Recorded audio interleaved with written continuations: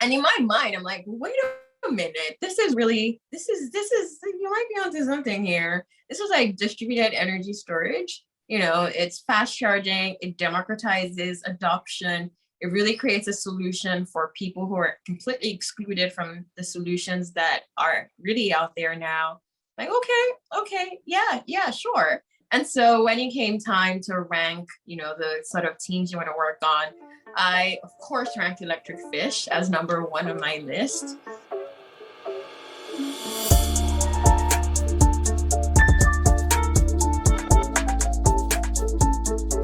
Hello, everyone, and welcome back to another episode of Clean Techies, the podcast. It is good to be back. We are on episode 27. Had a nice little break over Christmas. It was really refreshing to not only take a break from the podcast, but it took a nice long break from work as well. I was off for about 2 weeks. Now I'm just chilling in Portugal for a month and working remotely thanks to my boss being pretty flexible. But really excited to bring this next episode to you. This is part one of a part two series. So I'm just going to kind of get right into it. In this episode, I had the opportunity to interview Fola and Anurag, both founders of this company called ElectricFish.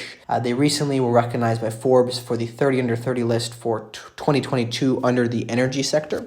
Very interesting story, both of them, and what they're doing essentially is they're building a startup in the EV charging and energy storage space that is really focused on helping underserved communities who typically do not get access to these types of things. You think about EV charging, and oftentimes most people think of, the rich, the more affluent people being able to have access to these things, people who own homes, right? And there's a lot of people who do not have access to these things just because it's simply been overlooked. So what they're doing, I think, is extremely inspiring. This conversation was very interesting. This first part today focuses largely on their story and how they got to where they are, and then the episode next week will focus a lot more on the technology. But really hope you enjoy this episode. Before we do get into it, I do also want to make mention to our sponsors, NextWave partners. As always, NextWave is helping us make this possible. NextWave are experts in the talent acquisition and recruitment space across ClimateTech, renewables, and ESG globally. So if your team is growing or you are looking to make a career change, please do reach out to them at next-wavepartners.com. You can also reach out to one of their consultants directly via the LinkedIn page, which is linked in the description. So with that, let's get into today's episode. All right, welcome to the show. How are you guys doing today? I am doing very well, and you? Very good. I'm very excited for this. Extremely happy to have you both on. I guess first of all, before we get started, congratulations to both of you on Forbes 30 under 30.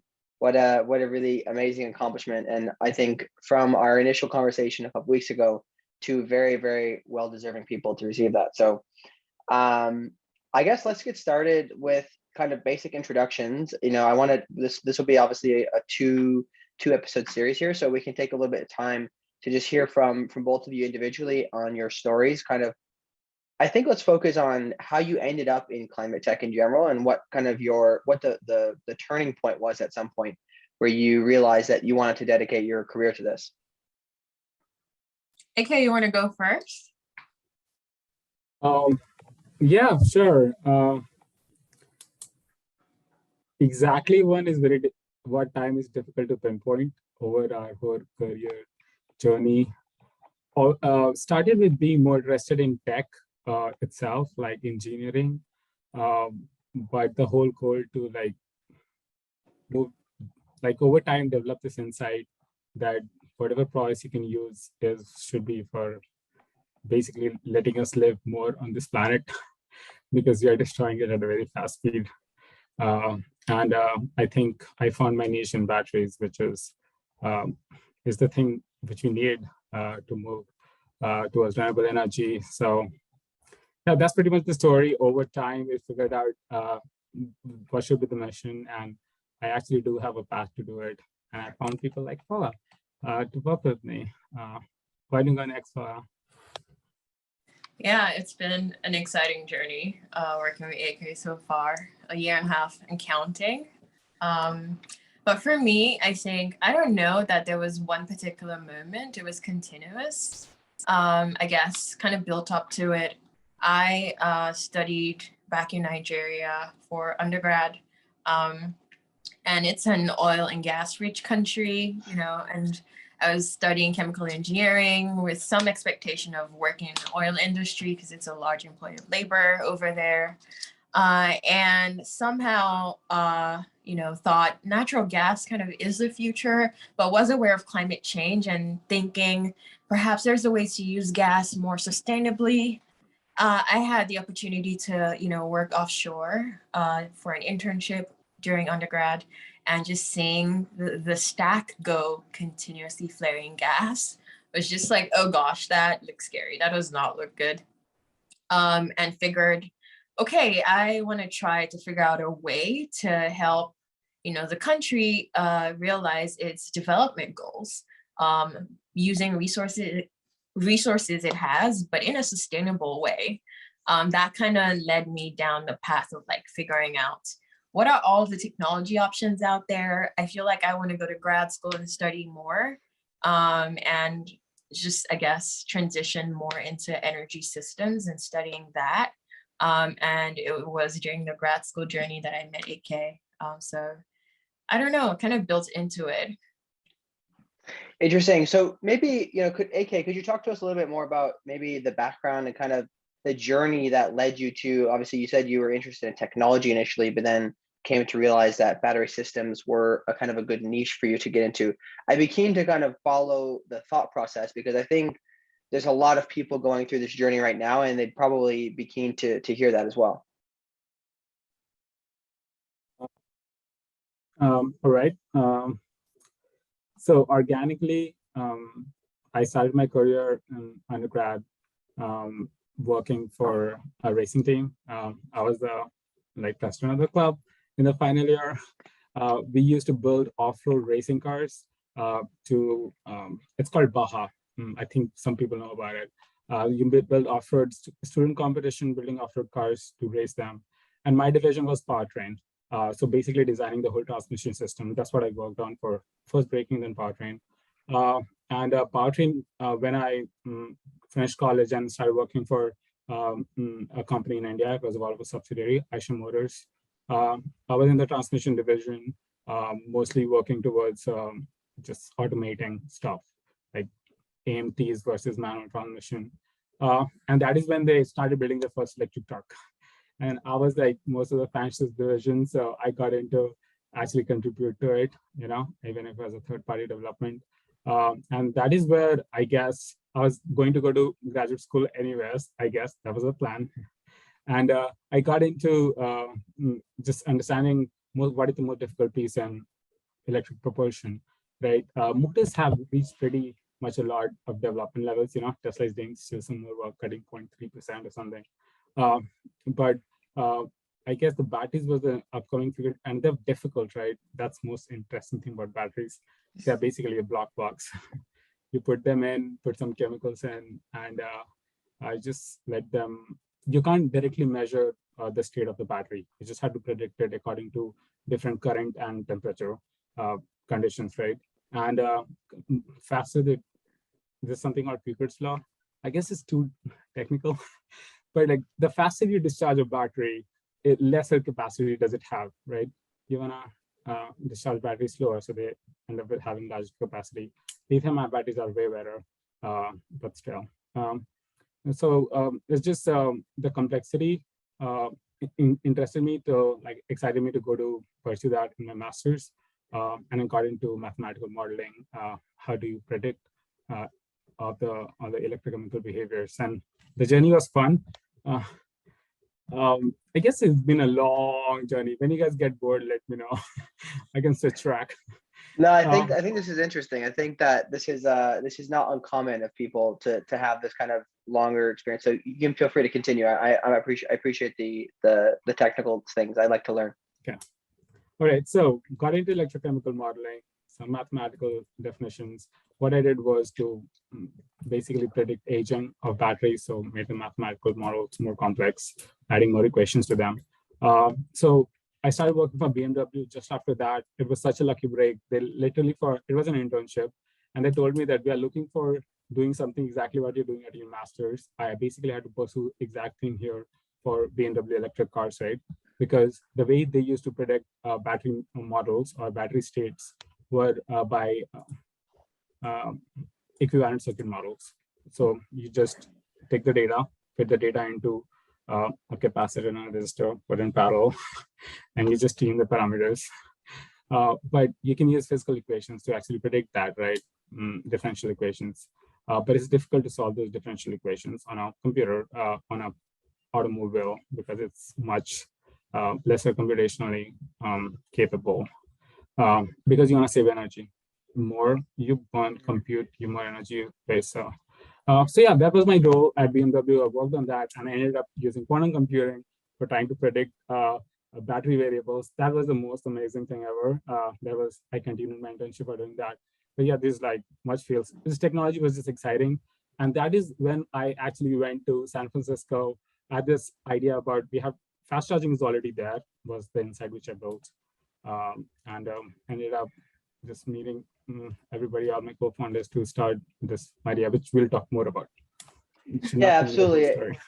I think that's good. That's a good place to segue. So I wanted to talk about then kind of the process and how you guys ended up connecting in Stanford, and maybe a little bit around the timing, right, pieces. Like for you, AK, obviously having the technology and the idea, right? At what point did you decide, hey, like I really need to make this a real business? And then did you have like certain gaps or anything that you were like, hey, I really need to find a co-founder with this type of experience? Maybe talk about how Stanford was involved in that. I'm just curious because I think that this is a common theme among a lot of climate tech startups, is where two people with kind of different experiences are going to combine to make a really powerful team. AK, you should start off. I think it starts way before me. So yeah, tell the story.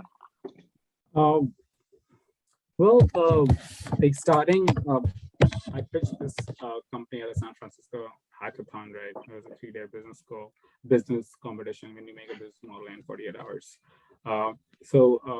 It was organized by a friend, Daniel Criazore, and he invited me to show up. So I showed up at the event.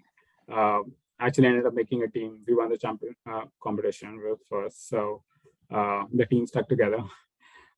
Had to do a lot of work first 2-3 months to convince everybody what they have thought, right? It was vetted, the business model which I had come up with, right? It was vetted through customer discovery interviews and stuff. And then the best way to build a company is just being part of incubators, right? So got into the Stanford's Ignite incubator. I had actually applied the last session as well with the same idea and still got in. So the next time I applied, I could not go because I was moving to Tennessee, Oak Ridge National Lab, another story. Because I just got in first time, but I didn't go. I couldn't make it. So next time I said that I have got a team now. It's the same idea. It's more serious. Let's get in. So yeah, I got admit again, and then just like there's it's a process. It's a 1-month program. Pretty cool. If you do all the homework. If you don't do the homework, then. I read you know the homework. Yeah, so that is where I jumped into there were different stages. In the second stage, you have to get into video call with whoever is interested to work in your project. There's a voting and you choose 10 companies. And that is when I met Fola, right? She was the first one to show up in the video zone. I forgot about that. Yeah, that's very cool. So yeah, you can start from here, Fola. What do you find out, Of course. Yeah. And so my work has always been kind of interdisciplinary. I'm interested in how does the technology work? How do you build the models? How do you put the thing on ground? But also, how do we get this to be economically feasible? What kind of policies do we need to get it to, really be successful? And also, how do you build a business around it? But I figured I didn't know too much about building a business around it part. And I was looking for a good opportunity to fill that gap. I'd wanted to do Ignite for a really long time, but then I decided, you know what? I don't think I want to do an internship this summer. This is the perfect summer. I'm going to do this. And I applied. Unfortunately, it went remote because of the pandemic, but it turned out to still be a really great program. And so they do this thing where they invite you to submit a venture idea. And I was like, as cool as it would be to, come up with something, I just can't think of anything. And I also like, I'm dying under research and classes. I don't have the time for this. But you can also, just towards the start, take a look at all the ideas submitted and choose a team to work on. And so I went through all of the ideas and I'm like, they're fantastic, but I don't really know anything about ed tech. And I kind of don't really want to work on like a sensor for a cell in the body. It's cool, but I don't know how useful that will be. Then I saw ElectricFish and it was like energy storage coupled with fast charging. I'm like, that's in the energy space. I know a little bit about that. That sounds cool. Okay, let's see what this is about. And I go in. And that's when I meet AK, and you've heard him talk about batteries, and he just, went in on the details.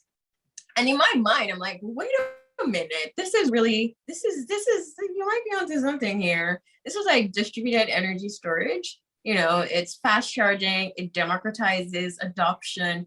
It really creates a solution for people who are completely excluded from the solutions that are really out there now. Like, okay, yeah, sure. And so when it came time to rank, the sort of teams you want to work on, I, of course, ranked ElectricFish as number one on my list. And I was assigned to the team and it was incredible. It was a great few weeks where we really got to simulate the startup environment and really built on the idea and the model, how to, scale, how to even take, the product public and get out there. So those were like really incredible decisions. And I thought, even there, we had a really good working relationship, especially considering it was remote again. And I think one of the first times I realized there was a great synergy there was considering the tech. And I think we were deciding on, should we go with gas stations or should we go with like, grocery stores and stuff? And, fantastic team conversations filling in, people giving ideas, but it was nice to hear different people's perspectives on how to do things. And AK was like, do you want to, meet the team? I was like, sure, yeah, I want to meet the team. I've heard you talk about Vince and Elio every day for a month. And I hopped on a call with Vince and Elio, right?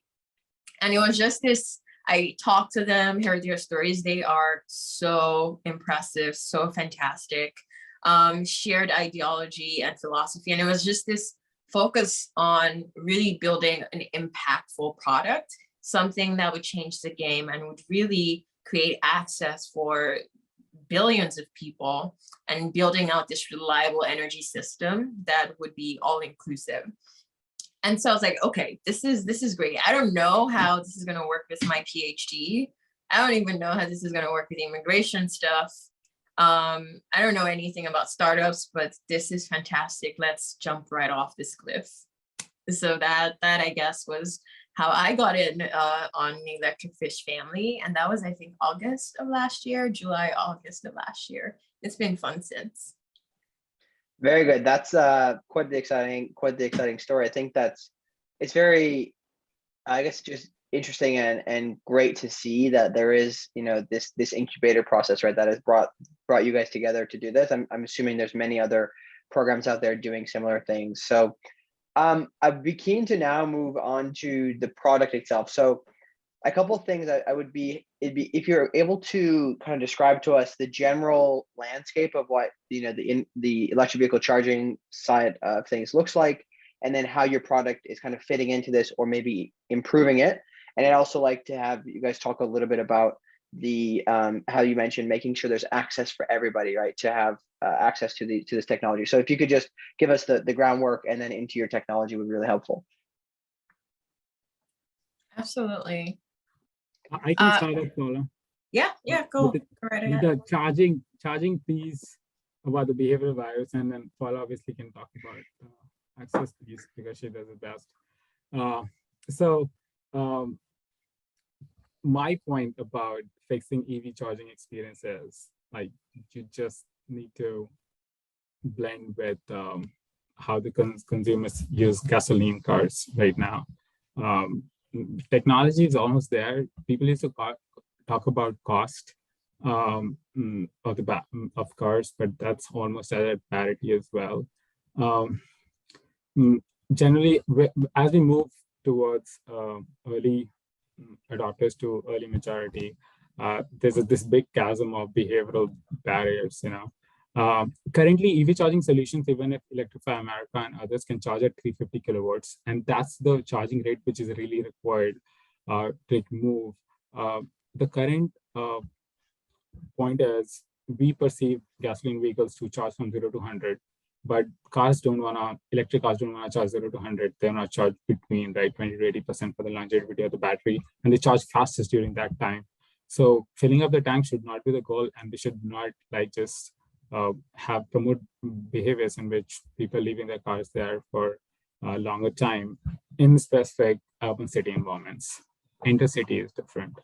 Uh, our goal, our product itself tries to eliminate this barrier by having the fast charging, which is there in the market, but capping it to just 10 minutes and deploying at a place where people only go for 5 to 7 minutes, like gas station stops average, right? Gas stations, convenience stores, even the quick stop places, curbside pickup places at lowest, maybe. We target those locations, put our box there. It's a big box. It takes a parking spot right now. We're working on making it smaller as we go forward. 350 kilowatt hour capacity, good enough to give around 35 cars for 10-minute charging sessions. That's how we make sure that people they get that top of range, 50 to 170 miles, depending upon which car you drive, right, in 10 minutes of charging. Leave the charger alone for the next person who wants to use it, because if you just leave it there, it's not accessible for other people. That's only one piece of the behavioral experience, and a little bit about product, like fastest charging, 10-minute charging session, 350 kilowatt battery, works with a 40 kilowatt electricity connection, right? You can hook it up at a gas station right now with the hub which they have. And I guess the grid backup aspect of it, Fola, you can jump on. Yeah, absolutely. And so like Anurag mentioned, 40 kilowatt grid connection, and we're thinking of, bridging that up to 100 with software. But really the idea and the decision to go with, let's do maybe gas stations and convenience stores, was building in ubiquity into our deployment strategy. So when AK talked about this, and we're thinking, oh gosh, there's so many people right now who don't have access to home charging. When you look at the statistics of folks who are able to own their own homes, especially in a younger demographic who tend to be the earlier adopters, then you start to see this gap. And then when you start to deep dive based on, race, Black, Latinx communities, and discrepancies there, it shows there's a lot of people who are being left behind in the clean energy transition. And even the current adopters suffer a lot of range anxiety, right? Here in the Bay Area, folks like to travel up to Tahoe almost every weekend in the winter to go skiing. And you find a lot of folks who have electric vehicles and also have a gasoline vehicle leave their electric vehicles behind and take the gas car off, because they don't know if they're going to be able to find charging when you don't want to push a car down the mountain. It's not ideal. So it's like, how do we create this large scale access? And then when we dug into the numbers for, okay, we're also trying to provide reliability. Let's look at historical public safety power shutoff data. What communities get shut off first? Who does it disproportionately impact? How can we build out electricity infrastructure for the future that meets the cost, concern, but also the reliability concern and the equity concern? It's a no-brainer to make that a distributed resource. And then the idea just seemed to fit or tick many boxes simultaneously. You want something that is able to overcome the barrier to fast charging, because you can technically install fast charging right now, but there's the challenge of the pressure it puts on the distribution network. And then again, such a pressure is that challenge is going to cause grid instability, or at least a challenge with stabilizing the grid, quality of power issues, and then you take a look at who is that going to disproportionately impact. So that's also a problem. And there's also the low asset utilization problem. You have a charger there and it's utilized, what, 10% of the day, maybe less, maybe 17 on average. And that's also a problem from the perspective of the investor or the owner. And so you want something that you can ensure folks are really going to use, or at least you're going to recoup your investment on. You also want something that is able to, if possible, help your sustainability goals, right? We have so many renewables going on the grid right now. And these resources, especially solar, is very variable. When in those hours of the day when the sun starts to set, also coincides with hours of the day where everyone gets home, turns on their heating, their AC, the oven, the television and all that. And the peak load just gets even peakier. And we're trying to electrify everything, electrify heating, electrify transportation. Those peak loads are going to get even peakier. How do we balance this situation, right? How do we ensure reliability? How do we convince people to adopt EVs? How do we fit the lifestyle of the person who's not wealthy, of the average person who doesn't have time wealth to go wait around at a grocery store for an hour or two to get that accessible charging? The person who doesn't have access to workplace charging, person who doesn't have street parking or garage, or own their own home. How do we make sure that we are providing a solution that serves all these people? How do we even make sure we have a solution that serves the person who does have all those things, but somehow finds themselves, is this day you probably maybe aren't able to get home or forgot to plug your car in, you have this important long drive to make, and now you're stuck in the middle of nowhere with a low charge. How do you solve those emergency type situations? Of course, we need an entire suite of charging options, but there's that gap for the accessible public fast charging that currently isn't being met, that can and probably will be the game changer in ensuring widespread adoption. And so this was the challenge that we're like, okay, we seem to have an idea that ticks all these boxes. Let's go with it. And on the energy storage part, the beauty of that is the market is evolving towards a place where the value really that energy storage, especially battery energy storage, provides is being compensated and should be compensated. And so if we're not earning, if we don't have any cars coming through, we can still use the battery to provide valuable grid services, provide grid balancing, provide backup power, peak shaving, all of these critical services that both the utility or the grid operator or the customer needs. And so we immediately have this really beautiful model that allows us to utilize the energy storage asset and the entire module to the fullest. And so I think it's a beautiful, idea Anurag brought forward, and the team has done such a great job. We've had so many people contribute perspectives, ideas that has reshaped and will continue to shape how we think about the product.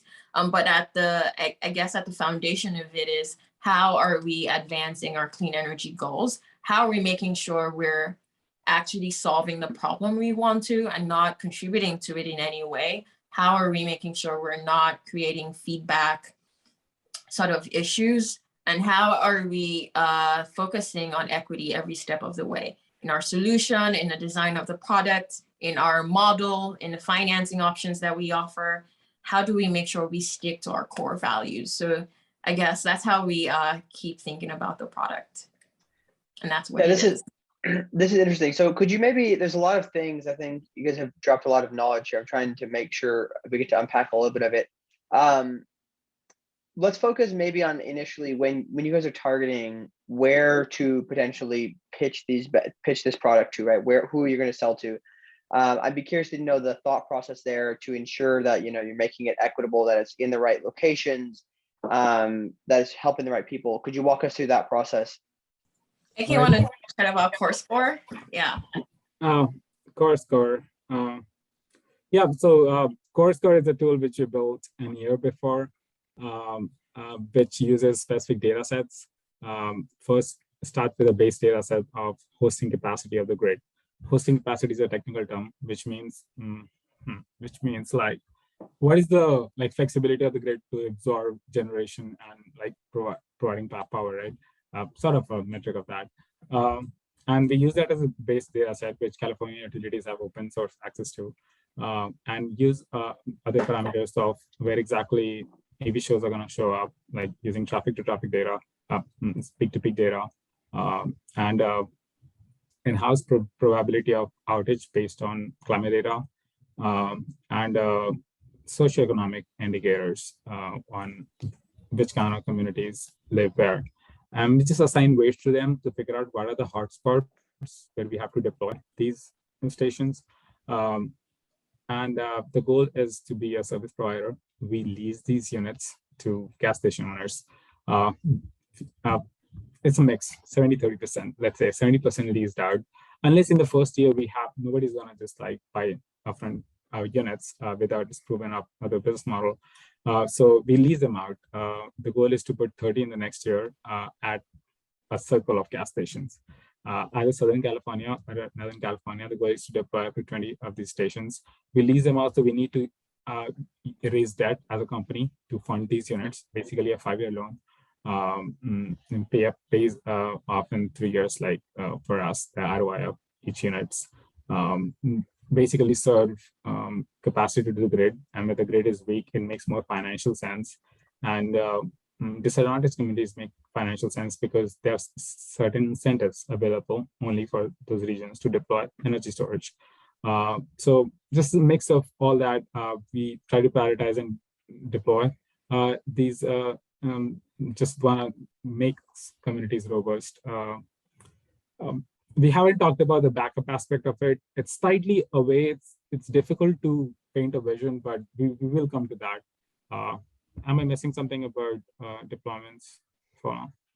I think you covered most of it. It's we really try to do it intelligently. We've had VCs and stuff tell us, you're not a charity, but it makes sense. Like I said, ticking all those boxes.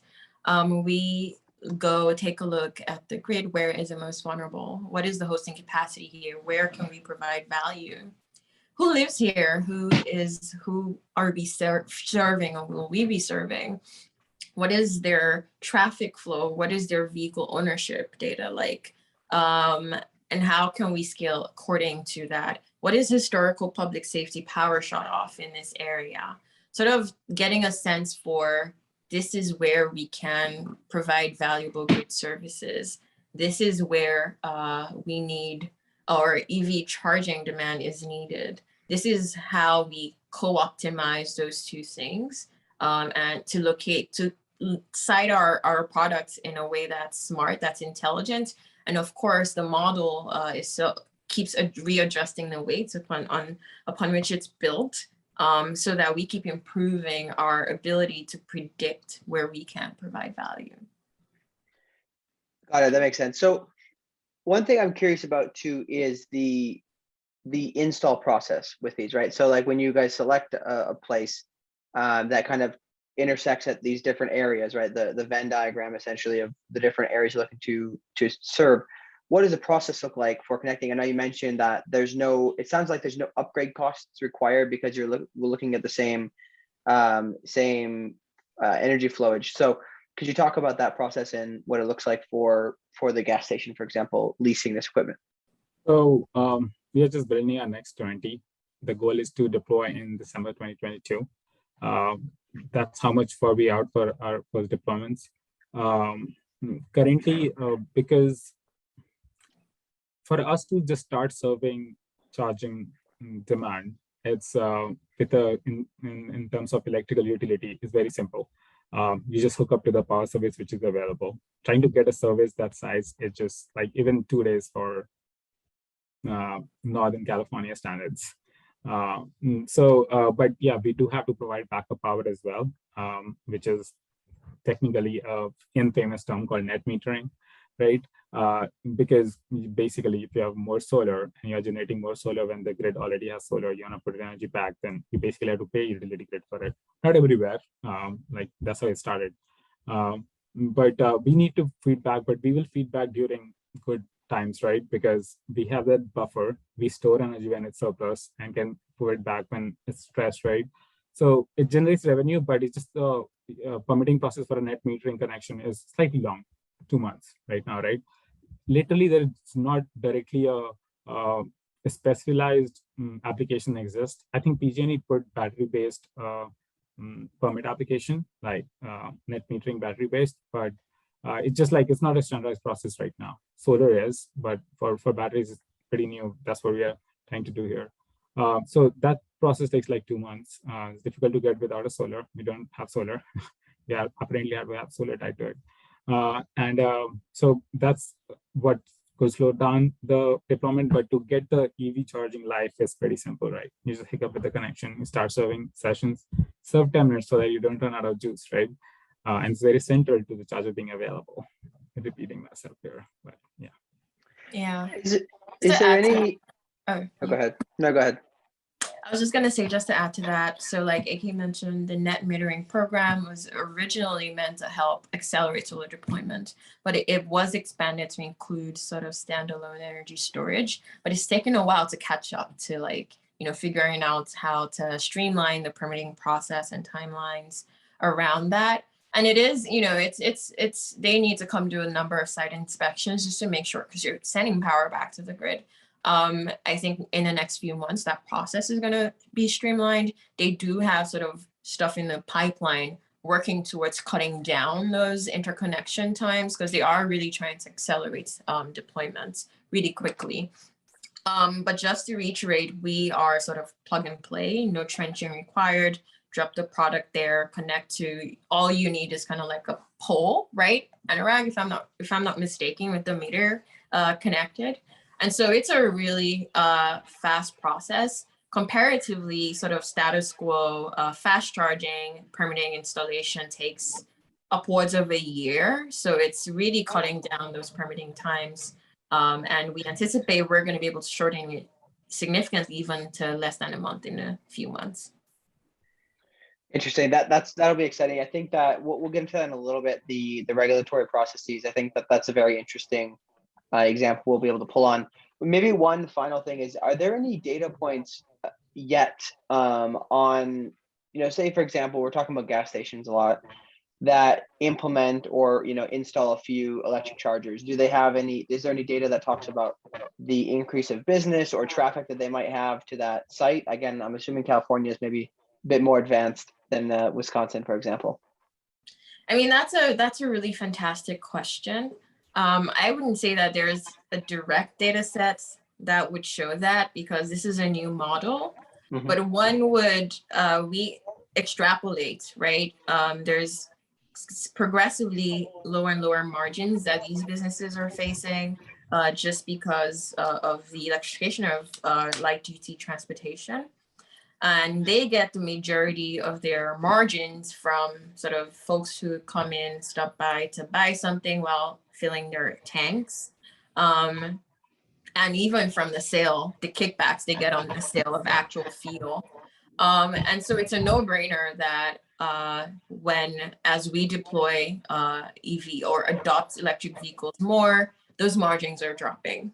70% of gas stations in the US are individually owned. Or at least, and it's not different in California.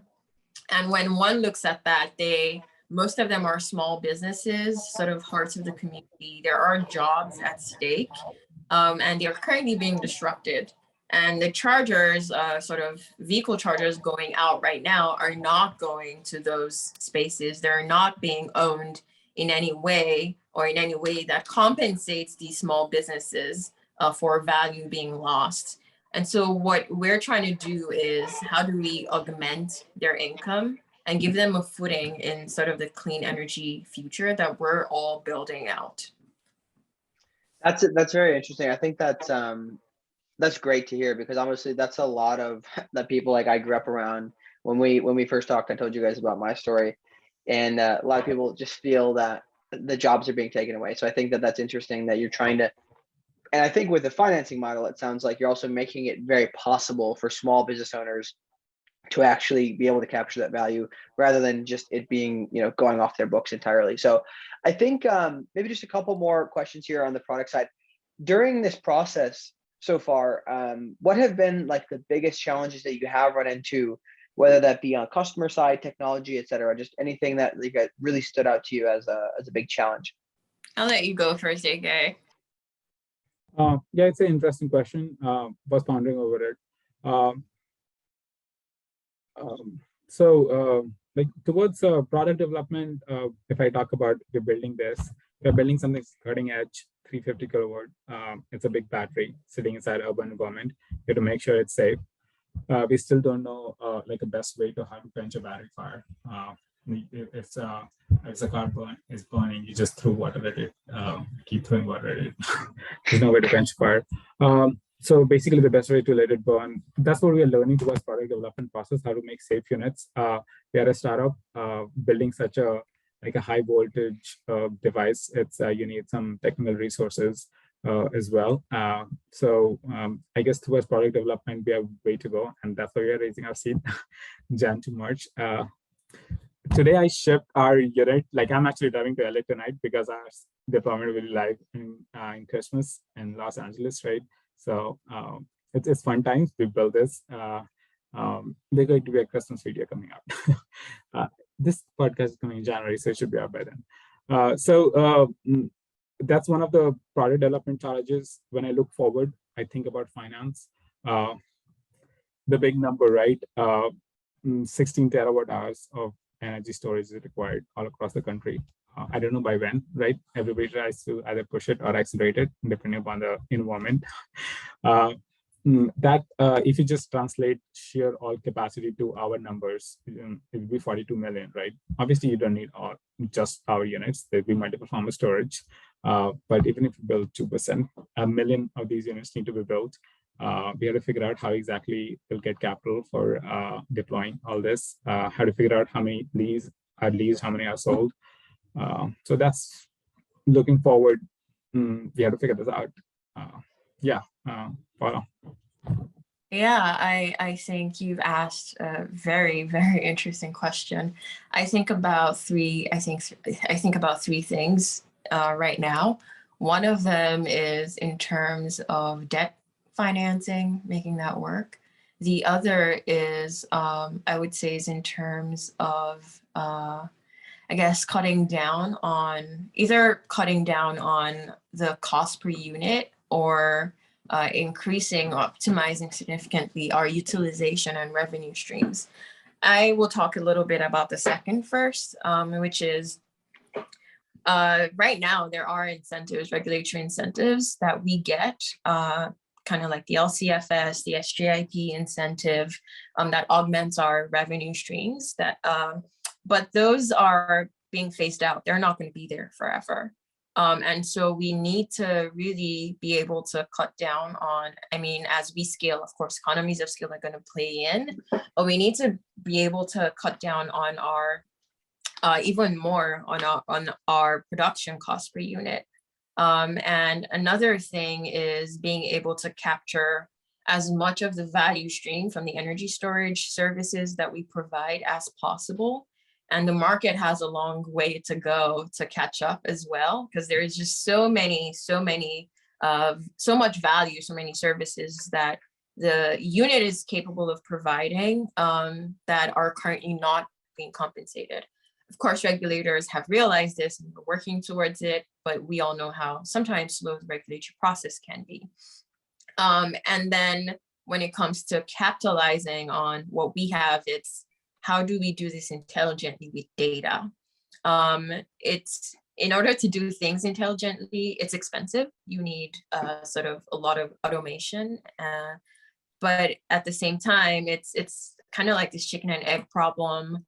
And there's not a lot of data out there on the specifics of what we're doing. And it's going to take time to learn and get those insights, build those analytics, and reshape and adapt to the market. And so it's this, I guess it's our job to stress out about how are we going to get there? Are we going to do it? How are we going to do it right? Well, we will, because we're learning and have been learning so far.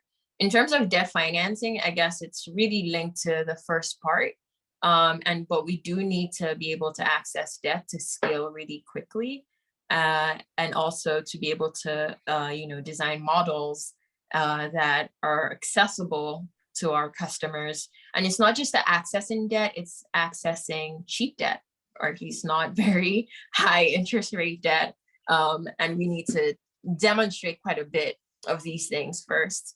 And then I think the third thing I'll talk about, I guess I kind of already mentioned, is how regulators and the market have quite a bit of catching up to do. It is a rather young market, so everyone's kind of figuring things out at the same time. And it's great because we all sort of have the capacity to shape it into what it needs to be, which is why it's also important to have a diversity of voices in the space. But then it's how are we making sure that we're compensating value that the system is getting to make sure that we're encouraging creative business models like ours to be successful.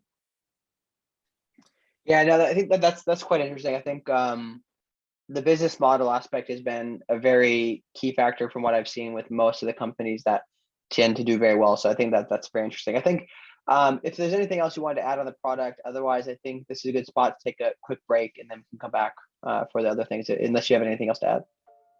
I think I'm all good. Okay, all right. We'll take a short break and then we'll be right back. Okay, see you soon. Hope you guys enjoyed this first part of this conversation with Fola and Anurag.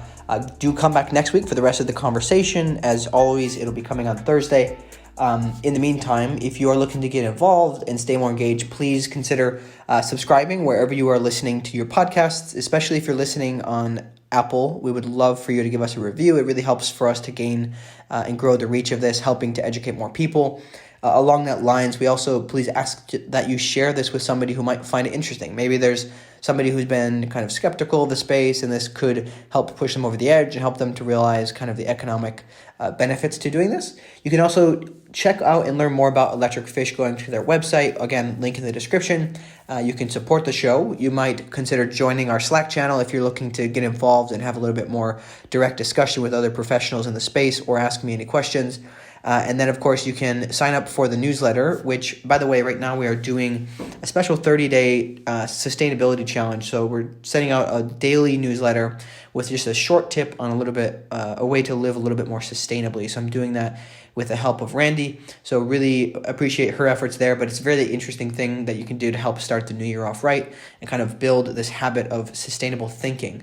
So with that, I guess, finally, a big, huge thanks to, again, Next Wave Partners for making this possible. And we will see you next week on Clean Tech is a Podcast.